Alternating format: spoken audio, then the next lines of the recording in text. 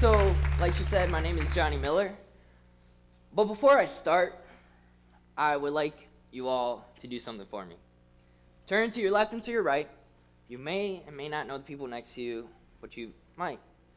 But I want you to ask a simple question with a handshake or a high five or just a smile. Hi, how are you? Just ask.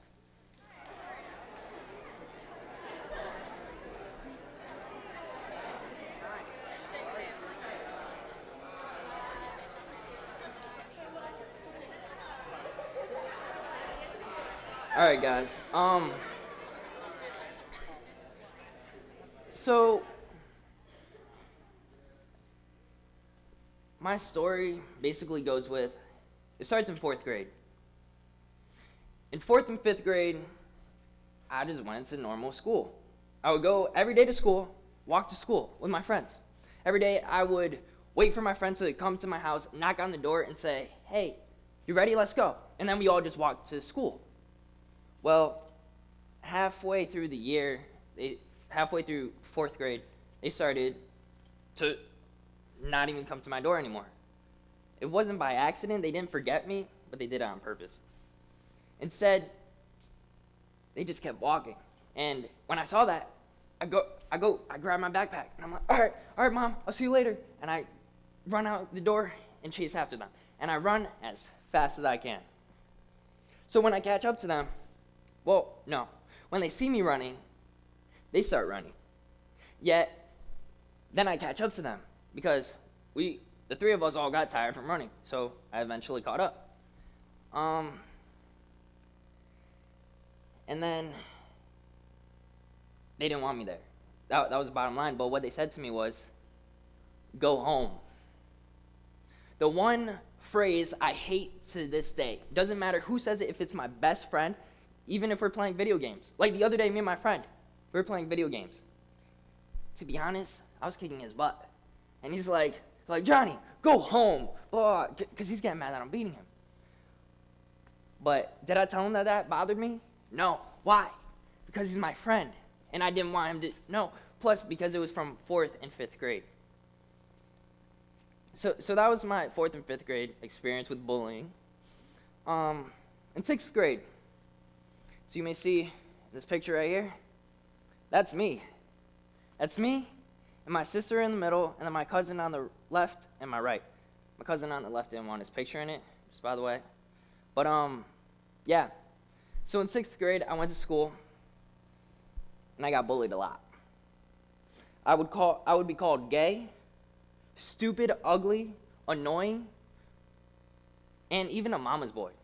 But back then, the term mama's boy really hurt me. Why? Because I didn't want to be considered a mama's boy. But then I rethought it. Being a mama's boy isn't a negative thing. It's actually a positive thing. Because being a mama's boy, that proves that you care for your mom, that you honor women, and that you are a respectable guy. Yet, it hurt. Because I used it as an insult instead of a compliment. But now, I don't care. Because I would rather be a mama's boy than not a mama's boy. Because to show respect to your mother, that's better than not showing respect to your mother. So yeah, and then in 6th grade, the bullying, it just kept getting worse, I would get pushed. People would make fun of me, like from gym. They'd be like, hey, you have chicken legs, ha ha ha. Who wants to get told you have chicken legs? No one. Well, my problem was I never told anyone. Why didn't I tell anyone? That's the question, right? Because if you've ever been in this experience of bullying, you know that if you tell someone, it just gets worse. Because if I told my mom would go to the principal, and then it'd be me and the bully, sit down, talk it out, do whatever, and then at the end of the meeting, they expect you to shake their hand. Hi, have a good day. We're all good. But in reality, we're not. So that would happen. But why I never told them was because I knew if I told, then the kid would know I told. Then another label comes on and it gets worse. Then the label of being called a snitch would come into play. So halfway through 6th grade, it was around December, I couldn't handle it anymore. I kept it all in. Went home one day, and I couldn't handle it. I exploded. I went home to my bathroom, locked the door, just simply locked the door, ran in and grabbed my dad's shaving razor, and I grabbed a white towel, the shower towel, and placed it over my head, started crying. I brought the razor to my neck, and I'm just there sobbing. I'm like, it's not going to get worse, and it's not going to get better. But if I leave this world now, maybe everyone else would be happy. Because I don't see a point in living anymore, because I don't feel loved. I don't feel that I belong in a world where all you do is get bullied, where all you do is get told how much you suck, how much you should die, just how much you're worthless. So, at that time, I couldn't really control the volume of my crying, and so my sister heard me. So she runs to the bathroom. She hears me crying a lot, and she grabs the little type key thing for the bathroom lock door, and she unlocked it. She came in and saw me crying with a towel on my head, and she ripped it off, and then she saw the razor. Yeah. For me being in 6th grade, and her being 2 grades above me, she was in 8th grade then. Do you think an 8th grader would want to see their younger brother with a razor at their neck, thinking about suicide? No. So she takes it away. She was scared. And then she brings me to the living room where my parents were. I then ask my parents a simple question. Can we go to the mall? They asked why. And I answered them with the number one answer that no parent would ever want to hear. So I can jump off the 2nd story floor of the mall. They understood that at that point, I was dead serious. They're like, you need help. So they brought me to the hospital, and I got psych evaluation, started therapy and all this stuff, and none of that actually helped me personally. And then because of that, my mentality became wanting to bully the bullies, because I was hurt, and then the hurt became hatred. And the hatred became revenge, and I just wanted to hurt them and beat them up. To one day in 7th grade, and at this whole time I'm still going to public school. So in 7th grade, this kid, he's beating up on me, and I'm just getting pissed. And I'm like, I go to the RSO because we're friends, the resource officer, and I'm like, hey, if you don't tell this kid to stop, because he's told him tons of times, but he never made him stop. Said, if you don't tell him to stop, I'm gonna kick his butt. What did that do to me? I got an in-school suspension because of that. All right, yeah, I get suspended for making I told him it wasn't even a threat. I told him it was a promise. Shouldn't have said that. But why do I get in trouble? Yeah, I didn't do anything yet, but this kid was doing it. He just gets it free. He goes off free, and I get in trouble. Yeah. Did I continue going to that school by the end of that day? No. My parents took me out and moved me to a different school. Because of that, my mentality changed to me being a super bully. The way that this hierarchy shows is that me being the super bully, I'm above all the bullies. So I would bully the bullies, yet the bullies would be yet my victims, and the bullies' victims will also be my victims. And that wasn't right. Because I never really noticed that. I just wanted to hurt the people that hurt me. And revenge isn't the answer. And according to Yale University, bullying victims are between 2 and 9 times greater than to consider suicide than non-bullying victims. That's pretty insane. But a couple years go by, and one day I just thought of it. I don't want revenge on these kids anymore. Like, I just thought of them. I'm like, whatever. I don't care. Why? What happened to me? My friends came into my life, true friends that actually cared and loved me. I saw that I didn't have to go to the world's standards yet to take from my friends, from my family, and to get the unconditional love that everyone would want, that you can get so easily that you almost lose it.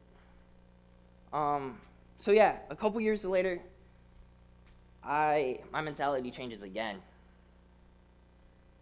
And I started an anti-bullying organization called SaveOne. And what happens is, now from that kid that was getting hurt to the kid that wanted revenge, now to the kid that's helping people, not only the people that are getting bullied, but yet the bullies too. Because the bullies don't just bully for the fun of it. You need to understand that. The bullies bully because they're hurting on the inside too. So how can we help them? It's a simple question. Show them that you care. I told you how I would never tell anyone. I would walk around the school as if everything was okay, yet it wasn't. When I asked you all this morning to say, hi, how are you to your neighbor, how many of you said, good, I'm good? Because that's the answer that you're expecting. Because that's just a casual, hey, how are you? I'm good. Yet, look at this. Someone asks in a text, are you okay? You say yeah, but you really don't want to say yeah, because in reality, you're saying, I want to die, but you don't want them to know. But how many times do you actually ask, are you okay, and care? You see the word broken. Yeah, you're broken, but you say you're okay.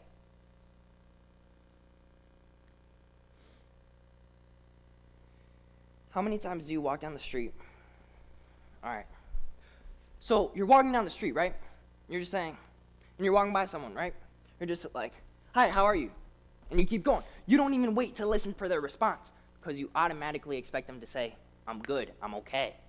How are you? And you just keep going, right? Well, I want to challenge you guys this morning. Next time you walk down the street and you pass someone, like even in the school, next time, just walk by. Hi, how are you? How are you doing? What's your day like? How's your family? You may know nothing about them, but you need to show an interest in their life. You need to show them that there's a point living, that there's a reason for them to be alive. Because if you show that you don't care, then that shows to them that nobody cares for them and that there's no point in living. I believe in smiles. Who can smile here? I believe that smiles are contagious. You want to know why? I'll tell you why. Because through a simple smile, if I smile to you right now, or even if you look at that picture of me, whatever, you'll want to smile. Why? Because you find it either funny or else it just puts you in a smiling mood. So when you're walking down the street, if you don't even have time to say anything, like if you're busy or something, just smile. Show them happiness. Because with a smile, makes them want to smile. With a smile, they see that you're okay, so why can't they be okay, right? So I want to challenge you guys to care for more people than yourselves. But how? By a smile, by getting out of your way to help other people, to ask them how their day is going. Ripple effect. Actually, I took that picture, just saying. But what happened was, a smile can be a ripple, right? Just like with my organization, SaveOne, the slogan is saving one life at a time. Why? Because by the ripple effect, if you make one person happier today, or if you talk to one new person a day, that leads to a ripple effect. Hey, maybe I smiled at one person today, but tomorrow I don't. But how far does one smile go? My smile that I make today can lead to people living in China. Yeah, I'm in Connecticut. But my one smile, my act of smiling, can lead a ripple effect to thousands and billions of people in a total different part of the world. So yeah, just get out of your comfort zone and be nice to people. Ask them questions. Don't be afraid to get too personal. Because if you're getting too personal, they're just going to say, hey, I don't want to talk about it. Respect that. But just leave the world a different place than it was when you came. Thank you.